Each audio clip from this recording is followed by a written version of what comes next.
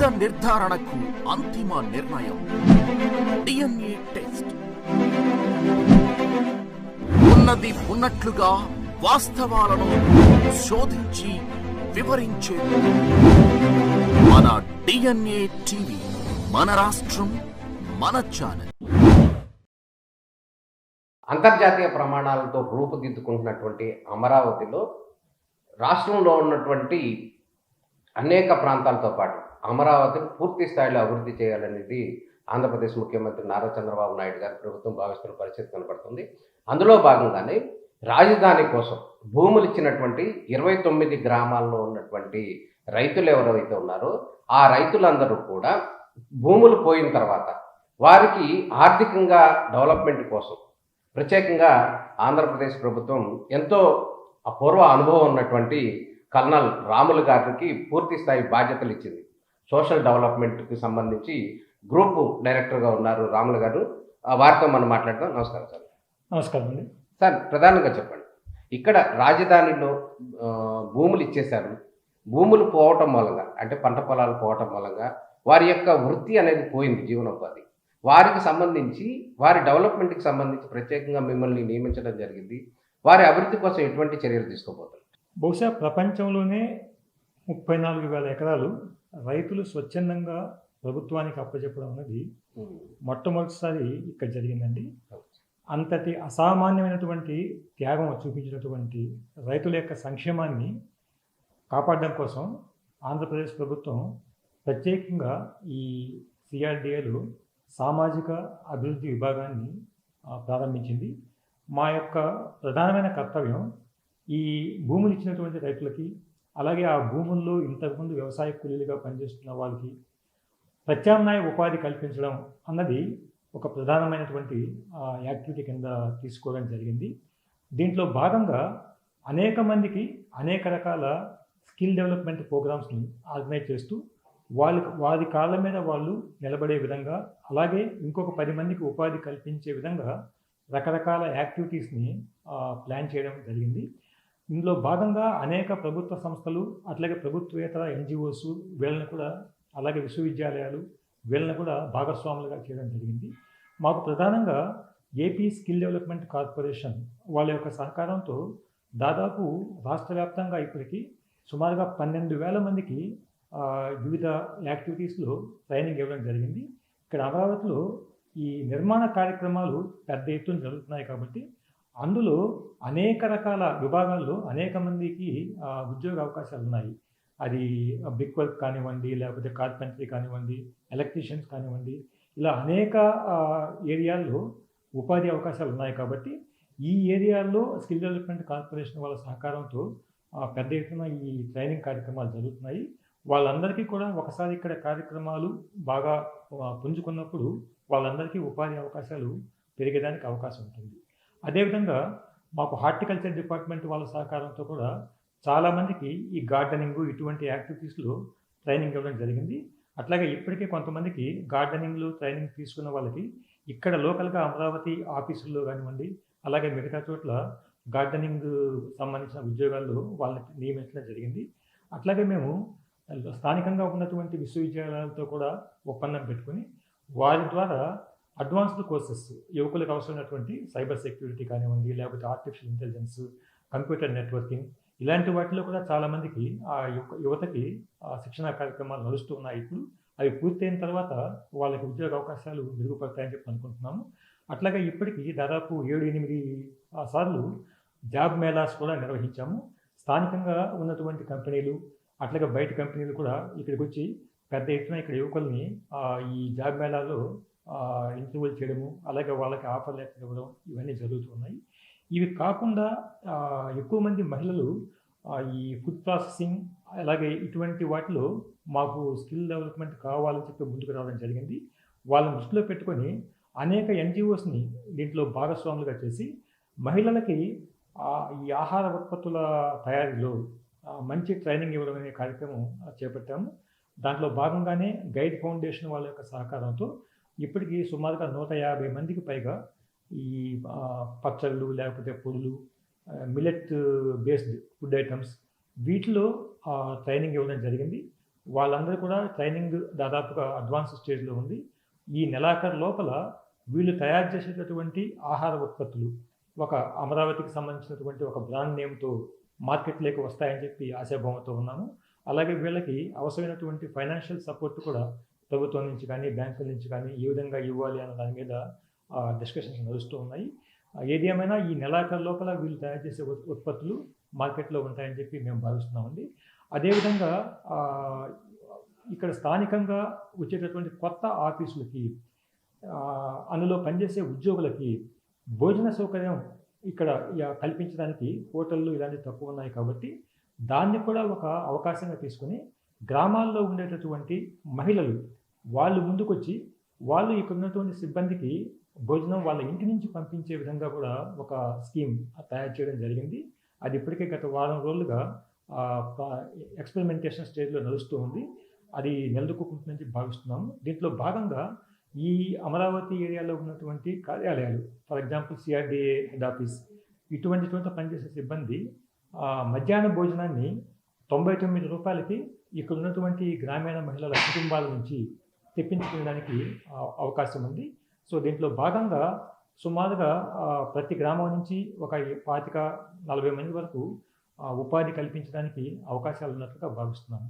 ఈ విధంగా రకరకాల స్కీములతో మనం ఇక్కడ ఉన్నటువంటి యువతని కానివ్వండి, మహిళల్ని కానివ్వండి, అట్లాగే ఇంతకుముందు వ్యవసాయ కూలీలుగా పనిచేసిన వాళ్ళని కానివ్వండి, వీళ్ళందరికీ కూడా వాళ్ళకు ఉన్నటువంటి స్కిల్స్ని మరింత పెంచడము, లేని కొత్త స్కిల్స్ నేర్పించడం ద్వారా వాళ్ళ కాళ్ళ మీద వాళ్ళు నిలబడి మాకు ఇంతకుముందు వ్యవసాయం మీద ఆధారపడి బతికినప్పటికన్నా ఇప్పుడు ఇంకా మాకు ఎక్కువ మా జీవన ప్రమాణాలు మెరుగుపడ్డాయి అని చెప్పి వాళ్ళంతా అనుకునే విధంగా చేయాలనే ఉద్దేశంతో వారి యొక్క ఆదాయ వనరుల్ని పెంచే ఉద్దేశంతో, జీవన ప్రమాణాలని పెంచే ఉద్దేశంతో ఈ కార్యక్రమాలన్నీ తీసుకోవడం జరుగుతూ ఉంది. అంటే ప్రధానంగా అమరావతిలో ఇప్పుడు 29 గ్రామాలకు సంబంధించినటువంటి ప్రజలు ఉన్నారు కదా. ఈ రైతులు ఎవరైతే ఉన్నారో, పొలాలు కోల్పోయినటువంటి రైతులు కానీ, రైతు కూలీలు కానీ, వీరందరూ కూడా ఎంతమంది ఉంటారని చెప్పి మన దగ్గర అంచనా ఉంది. వారికి సంబంధించి ఎంతమందికి మనం జీవనోపాధి డెవలప్మెంట్, వృత్తి డెవలప్మెంట్కి సంబంధించి స్కీమ్స్ ఇవ్వబోతున్నాం మనం? ప్రధానంగా వ్యవసాయ కూలీలుగా ఉన్నటువంటి వాళ్ళ సమాచారం రెడీగా నా దగ్గర ఉంది. ఈ నెలలో 17,590 మందికి వ్యవసాయ కూలీలుగా ఉన్నటువంటి వాళ్ళకి ప్రభుత్వం తరఫున ఒక్కొక్క కుటుంబానికి 5,000 రూపాయల చొప్పున పెన్షన్లు ఇవ్వడం జరిగింది. ఈ రకంగా ప్రతి నెల 5,000 రూపాయల చొప్పున రాబోయే 5 సంవత్సరాల వరకు కూడా వాళ్ళకి అందించడం జరుగుతుంది. ఆ విధంగా ఆ కుటుంబాలని ఇమ్మీడియట్గా ఆదుకోవడం అనేది ప్రభుత్వం ఇవ్వడం జరుగుతుంది. అది కాకుండా ఈ ఉపాధి కార్యక్రమాల ద్వారా వాళ్ళంతా వాళ్ళు సొంతంగా నిలదొక్కునే అవకాశం ఈ కొద్ది కాలంలో ఉంటుందని భావిస్తుంది. అదేవిధంగా ఇక్కడ ఈ 29 గ్రామాల్లో ప్రధానంగా అందరు క్యాస్టుల వాళ్ళు ఉన్నారా, లేకపోతే బిలో పార్టీకి సంబంధించిన వాళ్ళు ఉన్నారండి? మీకు అంచనా వచ్చింది? నా ఉన్న సమాచారం ప్రకారం ఇక్కడ అన్ని కులాల వాళ్ళు ఉన్నారండి. ప్రధానంగా అధిక సంఖ్యలో ఉన్నటువంటి వాళ్ళు ఎస్సీ, ఎస్టీ, బీసీలో ఎక్కువ సంఖ్యలో ఉన్నారండి.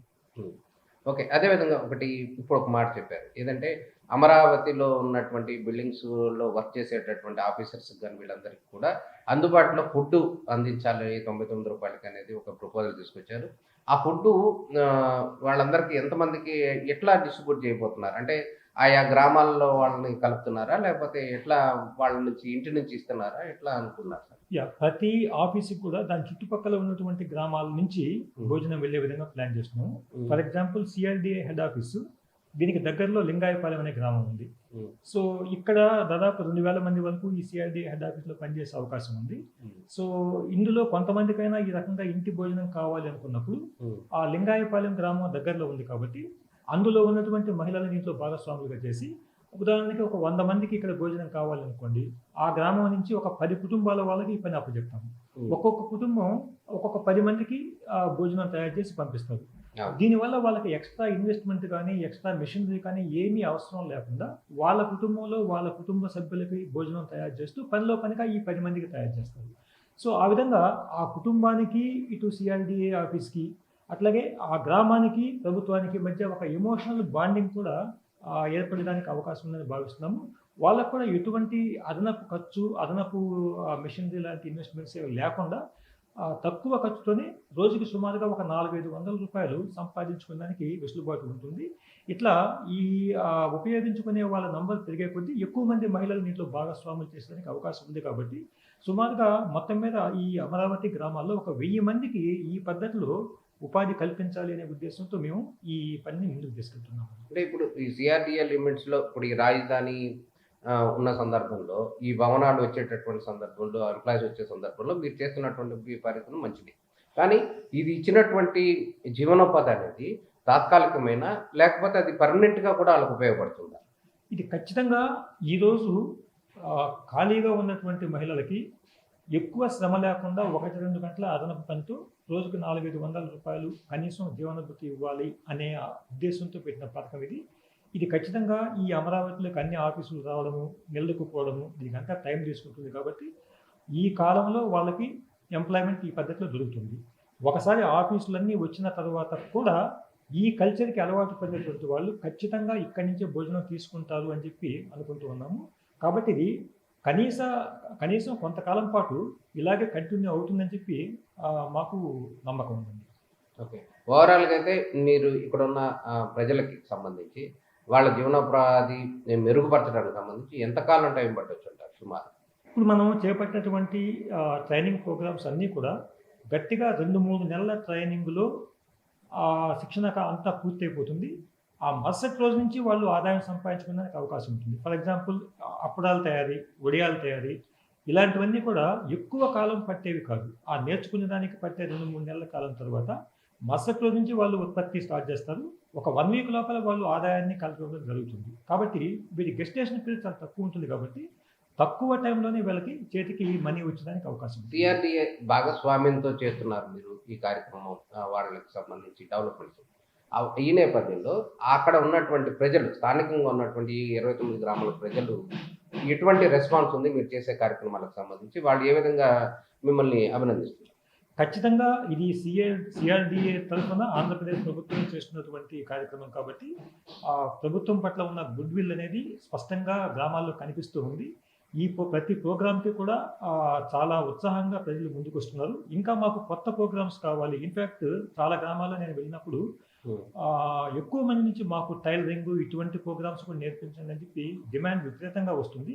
కాబట్టి వాటికి సంబంధించి కూడా ఒక సమగ్రమైన ప్లాన్ తీసుకొచ్చి ప్రతి ఒక్క పనిచేసే ఆసక్తి, పనిచేసే శక్తి ఉన్న ప్రతి ఒక్కరికి కూడా ప్రభుత్వం తరఫు నుంచి ఏదో ఒక రకమైనటువంటి శిక్షణ అందించి వాళ్ళ కాళ్ళ మీద వాళ్ళు నిలబడి వాళ్ళు ఇంకొక 10 మందిని నిలబెట్టే విధంగా చేయాలి అన్నది సిఆర్డిఏ అట్లాగే ఆంధ్రప్రదేశ్ ప్రభుత్వం యొక్క ఉద్దేశం అండి. ఆ దిశగా మేము పనిచేయాలనుకునే ప్రతి ఒక్క వ్యక్తిని వాళ్ళ వయసుతో కూడా సంబంధం. మొన్న ఒక గ్రామంలో 62 సంవత్సరాల పర్సన్ ఒక ఆయన నా దగ్గరికి వచ్చాడు. నేను కూడా నేర్చుకుంటాను, నాకేమైనా నేర్పిస్తారా అని చెప్పన్నాడు. వయసుతో సంబంధం లేదు, పనిచేసే ఆసక్తి, శక్తి ఈ 2 ఉన్న ప్రతి ఒక్కరికి సిఆర్డిఏ తరఫున సపోర్ట్ ఇవ్వడం జరుగుతుంది.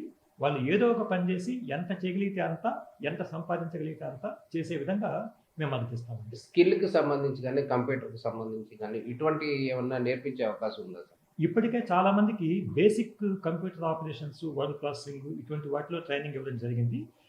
కానీ కేవలం ఇటువంటి బేసిక్ ఆపరేషన్స్ మన డే టు డే ఆపరేషన్స్లో పనికొస్తాయి. కానీ దాన్ని ఆధారంగా చేసుకుని జీవనోపాధి అనేది ఇప్పుడున్న పరిస్థితుల్లో ఆర్టిఫిషియల్ ఇంటెలిజెన్స్ ఎన్విరాన్మెంట్లో కేవలం ఎంఎస్ వర్డ్ ఇటువంటి వాటి ద్వారా ఉపాధి దొరికే అవకాశం తక్కువ ఉంది. కానీ వాళ్ళ పనిని వాళ్ళు కంఫర్టబుల్గా చేసుకునేంత వరకు దీంట్లో సపోర్ట్ ఉంది. కానీ అది కాకుండా ఆల్రెడీ బీటెక్ ఇలాంటివి చేసి ఉన్నటువంటి పిల్లలకి ఇక్కడున్న లోకల్ యూనివర్సిటీస్లో సైబర్ సెక్యూరిటీ అట్లాగే ఆర్టిఫిషియల్ ఇంటెలిజెన్స్ ఈ కోర్సెస్ నడుస్తూ ఉన్నాయి. కాబట్టి అడ్వాన్స్ లెవెల్ ట్రైనింగ్ కావాలనుకుంటున్నటువంటి వాళ్ళు ఈ ప్రోగ్రామ్స్ ద్వారా వాళ్ళ స్కిల్స్ని పెంచుకొని మంచి ఉపాధి అవకాశాలు పొందడానికి అవకాశం ఉంటుంది. Thank you sir. ఇది మొత్తానికి సోషల్ డెవలప్మెంట్ గ్రూప్ డైరెక్టర్గా ఉన్నటువంటి రాములు గారు చెప్తున్నారు. ప్రధానంగా 29 గ్రామాల్లో ల్యాండ్ పోగొట్టుకున్నటువంటి రైతులు ఎవరైతే ఉన్నారో, అదేవిధంగా రైతు కూలీలు ఉన్నారో వారందరికీ కూడా జీవన ప్రమాణాలు పెంచాలి, అదేవిధంగా స్కిల్ డెవలప్మెంట్ పెంచాలి అనేది ప్రధాన ఉద్దేశంగా చెప్తున్నారు. ఇది తాత్కాలిక ఉద్దేశంతో కాకుండా, తాత్కాలిక ప్రాతిపదికలు కాకుండా శాశ్వత ప్రాతిపదికలు కూడా వాళ్ళందరికీ జీవనోపాధి కల్పించాలనేది ప్రభుత్వ నిర్ణయంగా కూడా రాములు గారు చెప్తున్నారు. ఆల్ ది బెస్ట్ రాములు గారు. నమస్కారం. థ్యాంక్ యూ అండి. నమస్కారం.